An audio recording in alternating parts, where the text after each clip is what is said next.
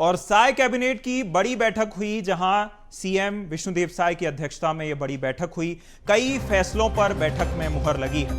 Deputy CM Arun Sao ने फैसलों की जानकारी देते हुए बताया और सबसे पहले उन्होंने किसान हितैषी जो सरकार ने फैसले लिए हैं उनके बारे में चर्चा की। उन्होंने बताया कि कृषक उन्नत योजना के दायरे को बढ़ाया गया है, जहां खरीफ 2025 धान उत्पादक के साथ साथ दलहन तिलहन की फसल वाले किसानों को अब जो है सहायता मिलेगी। साथ ही साथ अधिकारी कर्मचारियों के हित में भी फैसला लिया गया है। सेवानिवृत्ति के बाद बेहतर वित्तीय प्रबंधन के लिए प्रारूप का अनुमोदन किया गया है। इसी के साथ उन्होंने छत्तीसगढ़ की ग्रोथ और स्टेबिलिटी को लेकर बात की। उन्होंने कहा कि प्रबंधन को मंजूरी मिल गई है, जहां आर्थिक मंदी के समय वित्तीय सुरक्षा की व्यवस्था होगी।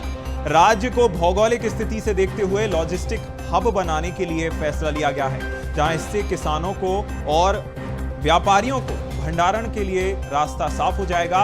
और लॉजिस्टिक हब अगर छत्तीसगढ़ बनेगा तो इससे मोबिलिटी जो छत्तीसगढ़ से सामान की आवक जावक है उसमें भी फायदा होगा। तो कई बड़े फैसले साय कैबिनेट की ओर से लिए गए हैं, जिसमें किसान हितैषी फैसले भी लिए गए। और जिस तरह से डिप्टी सीएम अरुण साव ने कहा कि अब छत्तीसगढ़ को लॉजिस्टिक हब बनाने का फैसला साय सरकार ने कर लिया है और इसी प्रस्ताव को मंजूरी कैबिनेट बैठक में दी गई। क्या कुछ कहा अरुण साव ने, सुनिए।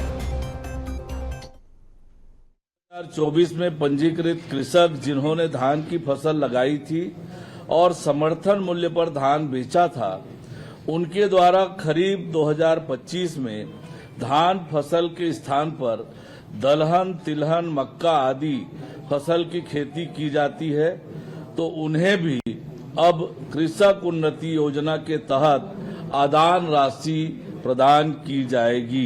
ये बड़ा निर्णय किसानों के हित में सरकार ने किया है। अधिकारी कर्मचारियों के हित में भी एक बड़ा निर्णय मंत्रिपरिषद ने लिया है, जिसके अंतर्गत भविष्य में सेवानिवृत्ति के समय पेंशन भुगतान संबंधी दायित्वों के बेहतर वित्तीय प्रबंधन हेतु छत्तीसगढ़ पेंशन फंड के गठन तथा इसके प्रबंधन और विनियमन संबंधी विधेयक 2025 के प्रारूप का अनुमोदन किया गया।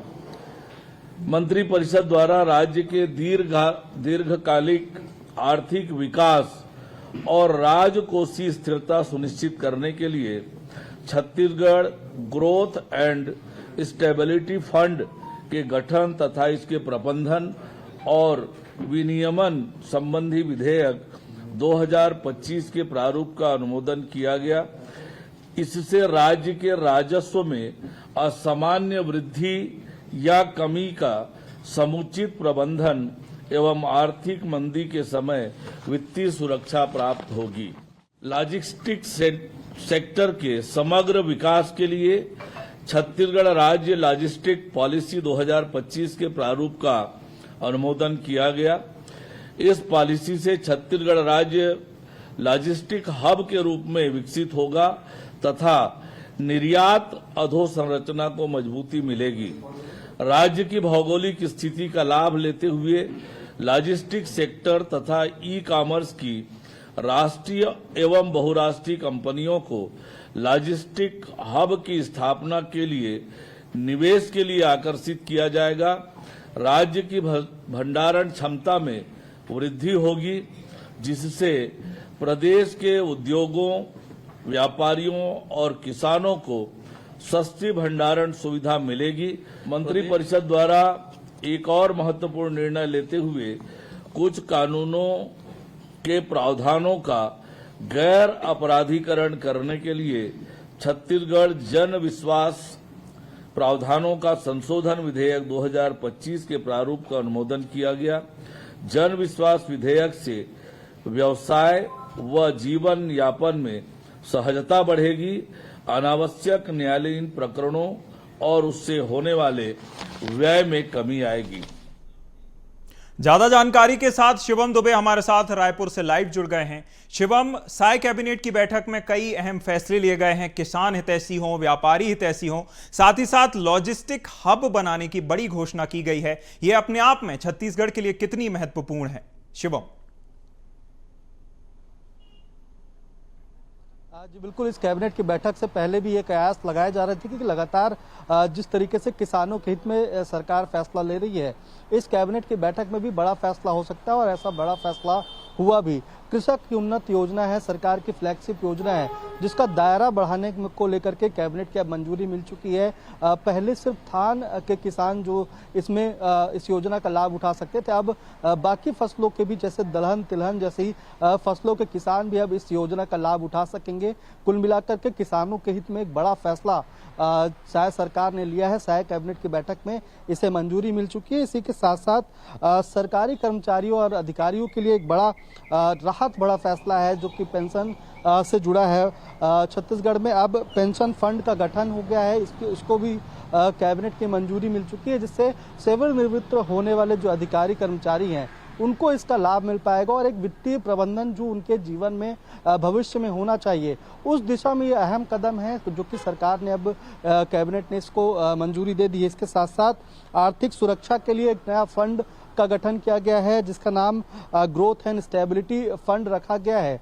अगर भविष्य में कभी भी राजस्व को लेकर के या आर्थिक संकट किसी भी तरीके से छत्तीसगढ़ में गहराता है तो इस फंड का इस्तेमाल करके उस आर्थिक संकट से मुक्ति मिल सकेगी, इसलिए ये फंड का भी गठन कर दिया गया है। इसके साथ साथ लॉजिस्टिक हब बनाने को लेकर के जो सरकार की पहल पिछले कई महीनों से सामने आ रही थी, इस लॉजिस्टिक हब को बनाने के लिए जो पॉलिसी है उसको मंजूरी मिल चुकी है। शायद कैबिनेट की बैठक में पॉलिसी को मंजूरी मिली है, जिससे क्षेत्र में रोजगार बढ़ेगा, छत्तीसगढ़ में रोजगार बढ़ेगा। लेकिन इसके साथ साथ जो यहाँ के लॉजिस्टिक सामान है, जो हब बनाने की जो बात है, वो दूसरे प्रदेशों से अच्छी हो सकेगी और निर्यात जो है ज़्यादा से ज़्यादा छत्तीसगढ़ से हो सकेगा।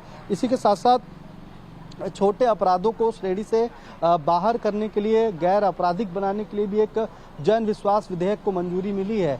इस विधेयक के अनुसार ये है कि जो ऐसे मामले होते थे जो छोटे हुआ करते थे या बहुत ज़्यादा गंभीर नहीं हुआ करते थे, उन मामलों को अब आपराधिक श्रेणी से गैर आपराधिक श्रेणी में करने का फैसला इस सहायक कैबिनेट की बैठक में लिया गया है। अब जो अत्यंत जो समय रहता था कि जो आपराधिक घटनाक्रम को पुष्टि से लेकर के उसके फैसले तक पहुंचाने को लेकर हुआ करता था, अब उसमें समय की बचत होगी। साथ ही इस जन विश्वास विधेयक से कहीं न कहीं लोगों के बीच कानून की और पारदर्शिता बढ़ेगी। इसी के साथ साथ पुरानी संपत्तियों का पुनर्विकास करने के लिए भी बड़ा फैसला हुआ, जिसमें रायपुर, राजनांदगांव, जगदलपुर समेत ऐसे 7 स्थान है जहां पे रीडेवलपमेंट किया जाएगा।